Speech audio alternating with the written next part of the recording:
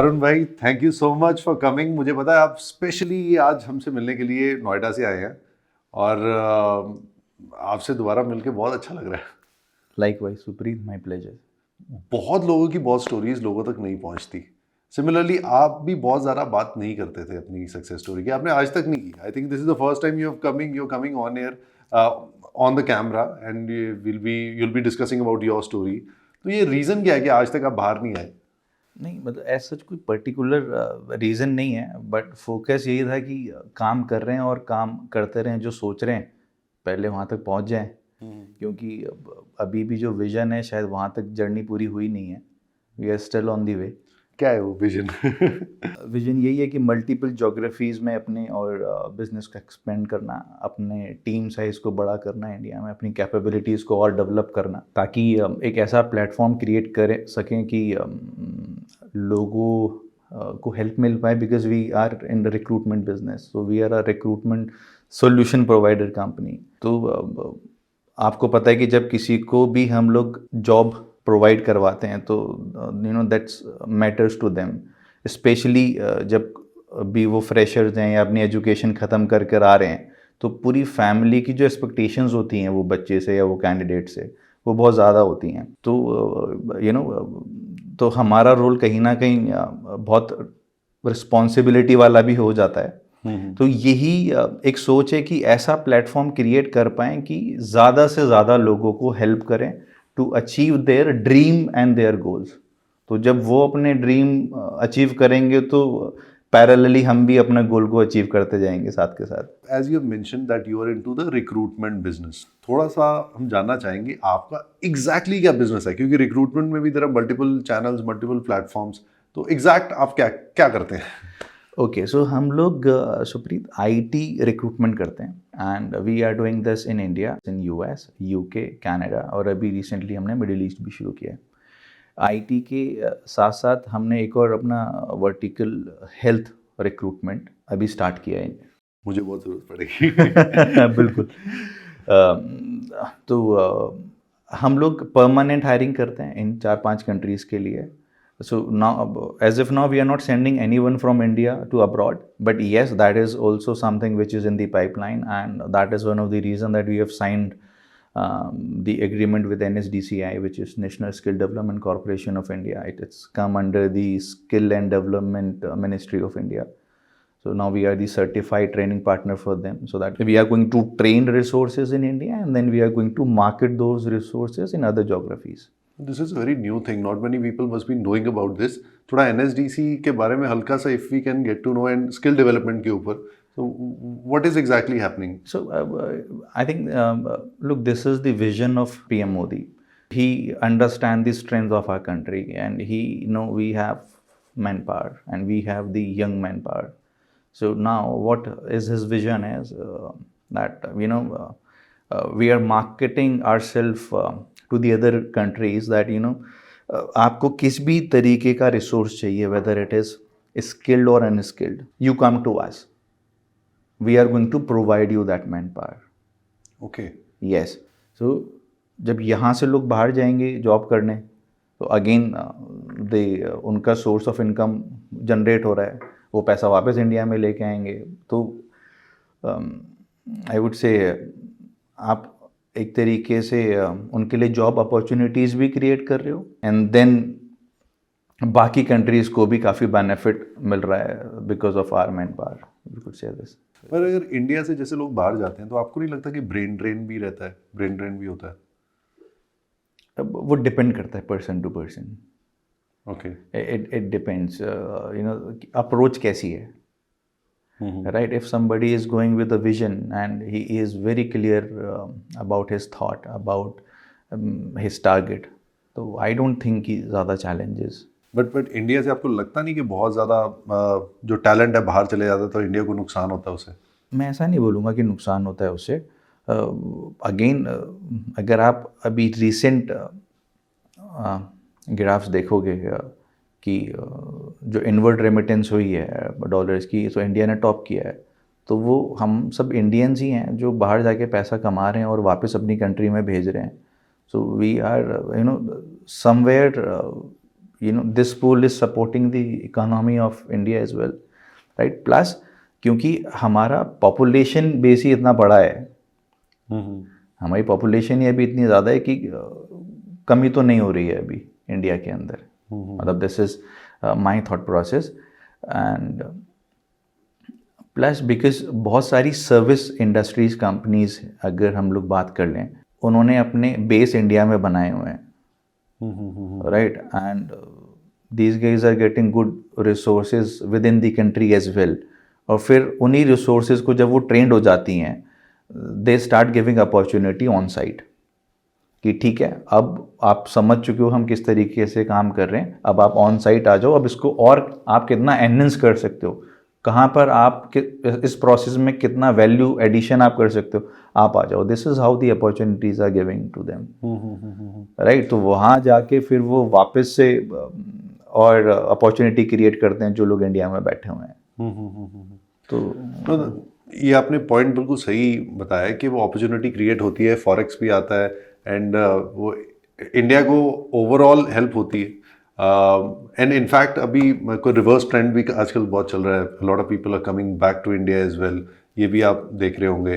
तो कभी किसी की ऐसे रिक्रूटमेंट की है कि वो किसी और कंट्री से वापस इंडिया आए हैं और उनको इंडिया में अपने जॉब में हेल्प की है? किया है, यस, काफ़ी किया है. बट ऑब्वियसली उनके साथ थोड़े चैलेंजेस होते थे in terms of their expectations कि वो यूएस में उन्होंने बहुत साल काम किया है, एंड देन दे डिसाइडेड कि नहीं, अब अपनी कंट्री वापस चलते हैं. तो उनको मार्केट करना थोड़ा सा डिफ़िकल्ट हो जाता है यहाँ पे, बिकॉज इनफैक्ट कंपनीज भी थोड़ा हेजिटेट करती हैं उनको वापस से रिक्रूट करने में. बट अभी मैं बोलूँगा वो थोड़ा सा टाइम चेंज हो रहा है. If you see and if you compare the salaries of IT in Bangalore, somewhere वो US के साथ मैच हो रही हैं. ओके. somewhere कहीं ना कहीं अगर हम डॉलर्स में कन्वर्ट करते हैं, राइट. एंड खर्चे पर अभी रुपीस में है. खर्चे भी रुपीस में है. ठीक है. तो फिर ज़्यादा बेनिफिट है कि अगर बैंगलोर में रह के उस पैकेज पे काम किया जाए. तो इसीलिए लोग कम जा रहे हैं आजकल थोड़ा सा US. Being in NCR, do you find it's much easier to find talent than maybe being in Chandigarh? 100% difference क्या है? यस. डिफरेंस ये है because Delhi is the capital of our country, और कहीं पर भी हमारे देश के किसी भी कोने में जब कोई भी ग्रेजुएशन कर रहे हैं, इंजीनियरिंग कर रहे हैं, एमबीए कर रहे हैं, उनको लगता है कि ठीक है, अब मेरे को बाहर जाना है जॉब करने के लिए, तो वो शुरुआत दिल्ली से ही होती है. And then of course IT में Hyderabad comes, Bangalore, Chennai, metro cities, because opportunities यहाँ पे ज़्यादा हैं, राइट?